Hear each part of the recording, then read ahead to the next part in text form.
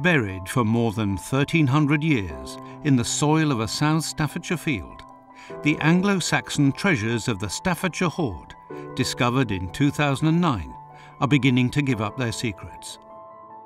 For 3 years, a team of more than 30 experts, led by Birmingham Museums Trust and the Potteries Museum and Art Gallery, have painstakingly cleaned, conserved and studied each one of the pieces recovered. To complete this initial phase of their research, the entire hoard was brought together for the first time. This unique occasion gave them the opportunity to confirm which items fit together. They were able to find new assemblages and gain additional insights into 6th and 7th century England, the so-called Dark Ages.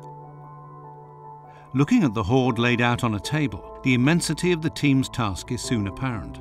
It's a complicated 4,000-piece jigsaw puzzle, largely made up of military objects such as sword hilts, pommels and fitting, which were deliberately broken up prior to burial.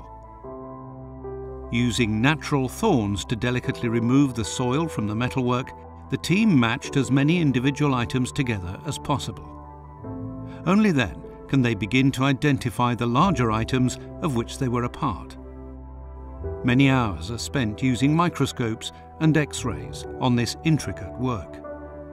Even the experts are impressed by the diversity and wealth that the hoard has revealed.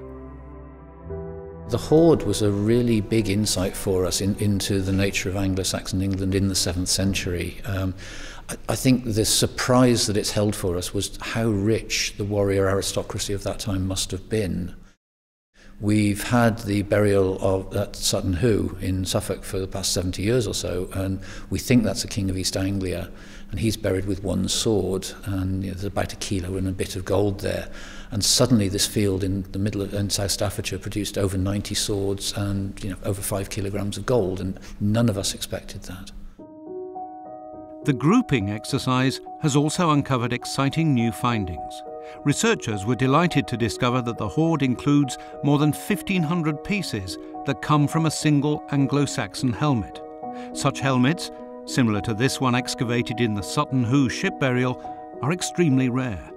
Only 5 others are known in Britain, and as the research continues, it may confirm that the hoard includes parts from additional helmets.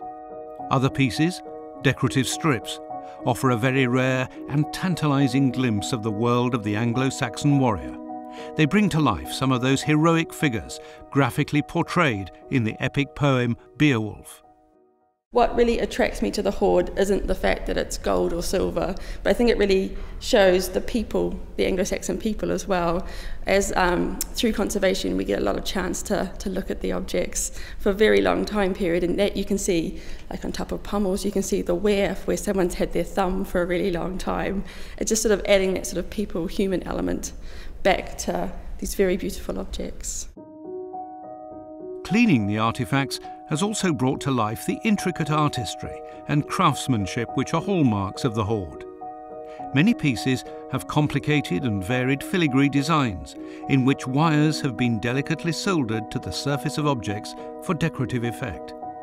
These wires commonly create a series of bumps resembling a string of beads, but the designs differ and are never repetitive. These unknown craftsmen also created beautiful garnet cloisonnés, often seen on the sword fittings, which have become a hallmark of the Staffordshire Hoard. Research now reveals that these garnets originated in either northern India or what is now the Czech Republic. Recent conservation has also shown a very human foible.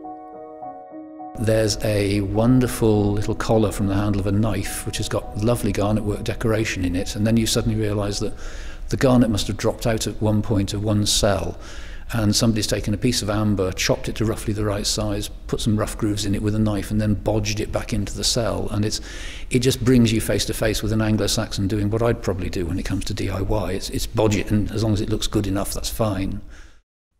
Dating the hoard has now clearly placed it at a time of upheaval and fundamental change in Anglo-Saxon England. Mercia was becoming a powerful and aggressive kingdom, and Christianity began to displace pagan religions. It's sitting right at that period when the Saxons stopped being pagans who bury lots of things for us to find in their graves, and they become people who don't bury things in their graves, but they start writing about what they're doing. So we have lots of archaeology on one side and lots of written material on the other side, and right at the point where that tipping point is coming is the hoard. The exercise to group the items in the hoard ends the initial phase of research. But significant questions remain to be answered to ensure that the Dark Ages are no longer so dark.